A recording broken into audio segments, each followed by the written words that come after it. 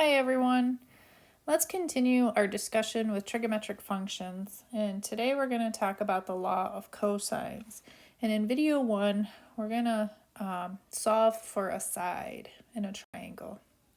Our learning target, understand how trigonometric functions relate to oblique triangles, and we're going to solve problems involving those triangles. So to be successful, we're going to use our laws of cosine, and then we're going to find missing links. And then in video number 2, we're actually going to find those angles. So what is the law of cosine? So let's say we have a triangle, an oblique triangle. Right? An oblique just means that the three sides are not the same, or the three angles are not the same. Let's go ahead and label our sides and our angles. So let's say we have angle A, angle B, and angle C. And then when it comes to labeling our angles, or our sides are going to be opposite of our angle. So if this is angle A, on the opposite side is going to be side A, right? And angle B, opposite is going to be side B. Angle C, opposite is going to be side C. Law of cosines then tells us if we know two sides and we know the angle in between those two sides, we can find out what that third side is. So we could figure out what A actually is. So by using the laws of cosine, it says that if we want to figure out side A, we're going to use A squared equals B squared plus C squared. And hopefully this actually looks familiar to you. This is Pythagorean theorem. And Pythagorean theorem would work great if we had a right triangle. But we don't have a right triangle. We have an oblique triangle. So we have to make a little modification to our Pythagorean theorem. And that is what the law of cosines does. It modifies that Pythagorean theorem so we can use it on a triangle that is not a right triangle. So we need to add on to our formula. So we have our A squared equals B squared plus C squared. And it's minus 2BC times the cosine of the angle to the side that we're looking at. So cosine A. So it can be a little bit of a daunting formula seeing it for the first time. I just always can remember as if I'm looking for side A, these are my other two sides. These are my other two sides. If I'm looking for side A, I'm using cosine of angle A, right? So then we can go through the problem and work this out. But before we get to some actual problems,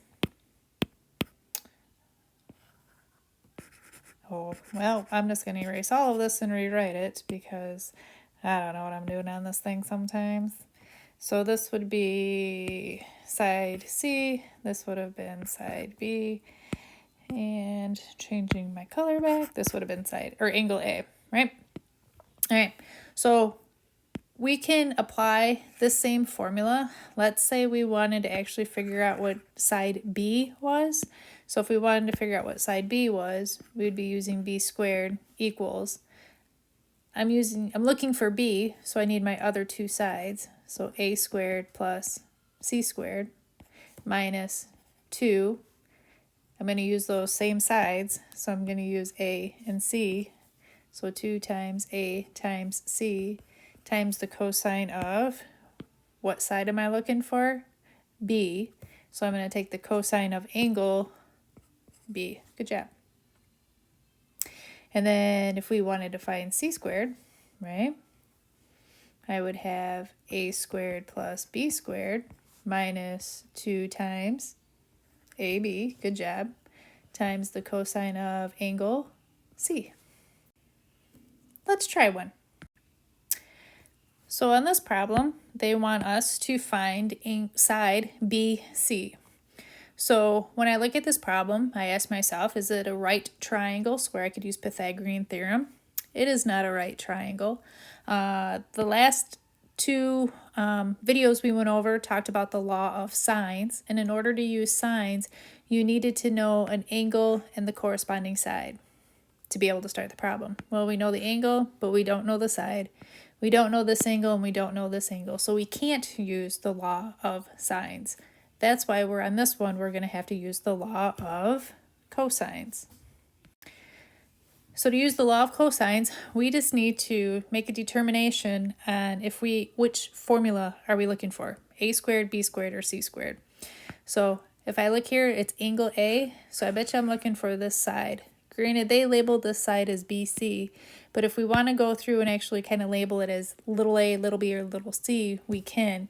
We know that this is the same thing as side A, right?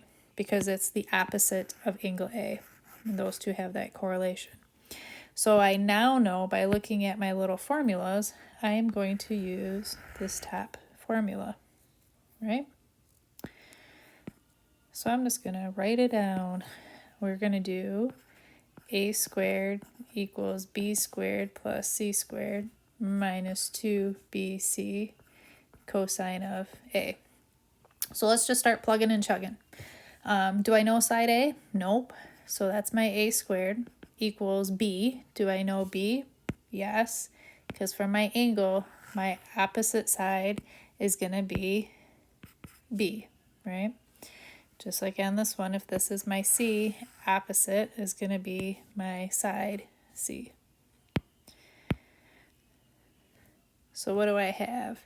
B squared is 27 squared plus C squared. C is 16 squared minus 2 times B, 27 times C, 16 times the cosine of angle A, which is 127 degrees.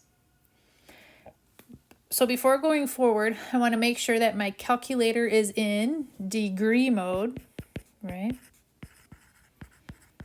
And why do I want to be in degree mode? Because I'm talking about degrees here. All right. Granted, at this point, you could, that a squared equals, I could put that whole entire thing into my calculator, and then I can take the square root of it, or I could start off by taking the square root. But for this first time, we're going to go step by step, right? So I have my handy dandy calculator out. I'm in degree mode.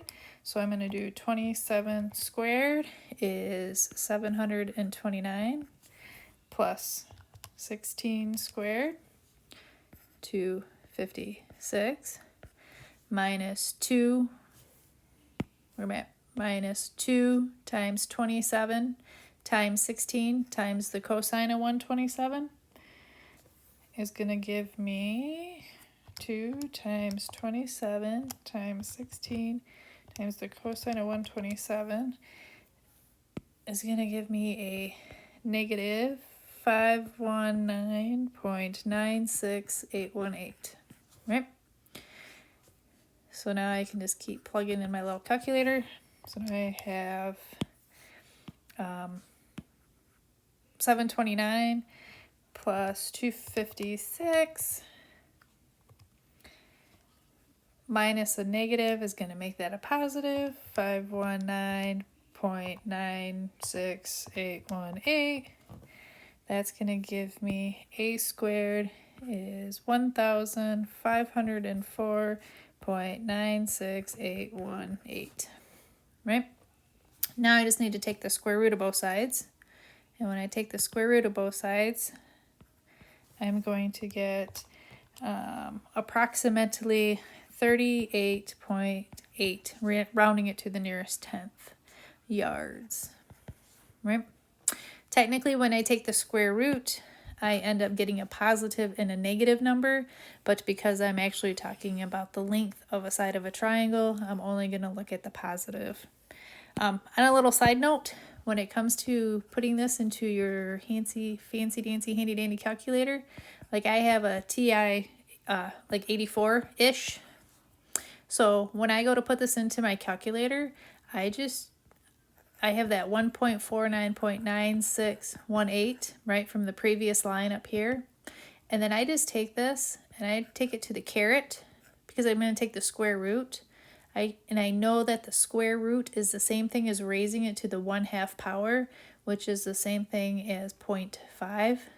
So I take that, the 1500 raised to the caret of 0.5, and get my answer instead of having to re-enter it all into the calculator. And we end up with that little answer. All right, let's try one more real quick. So on this problem, they want us to find side AB.